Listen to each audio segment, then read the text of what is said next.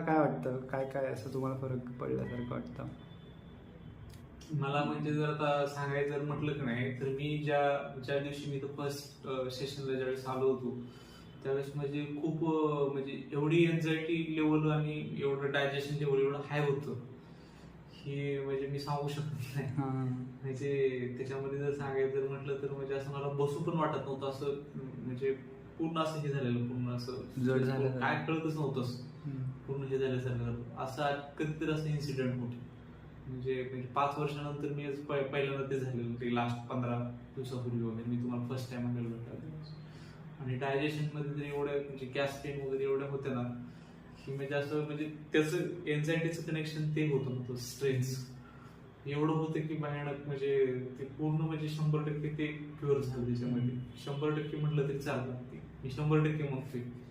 100% cure झालं ते. आणि महत्वाचं की मला जो आतापर्यंत माहित नव्हता तो प्रॉब्लेम, की जे असं स्ट्रेचिंग केल्यानंतर इथं दुखते, ते मी काल टेस्टिंग केलं, आज पण टेस्टिंग केलं, तर त्याच्यामध्ये खरंच जाणवलं की ह्याच्यामध्ये पूर्ण ते 100% रिकव्हर झालेलं आहे पूर्ण.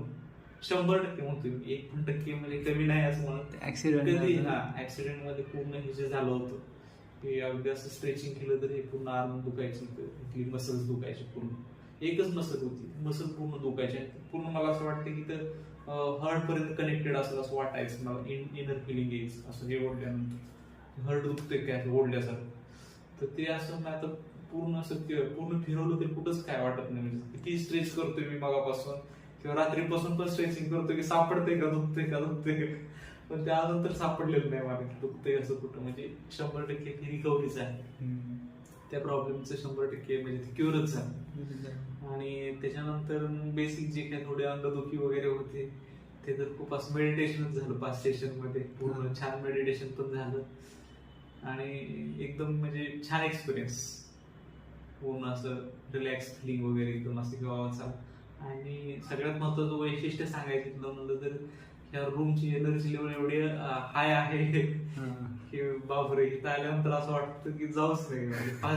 नमस्ते, मी सचिन शेंडे.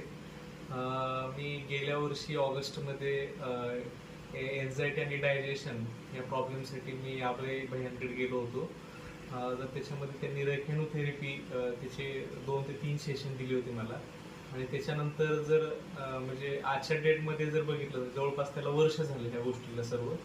ह्या 1 वर्षामध्ये मला कोणत्याही प्रकारचा डायजेशन आणि एन्झायटी रिलेटेड प्रॉब्लेम आणि त्याच्यावरती कोणतीही मी गोळी घेतलेली नाही टिल डेट. थँक्यू भैया आणि सर्व आर्ट ऑफ लिव्हिंग टीमचे आणि अभय भैयाचे पुणे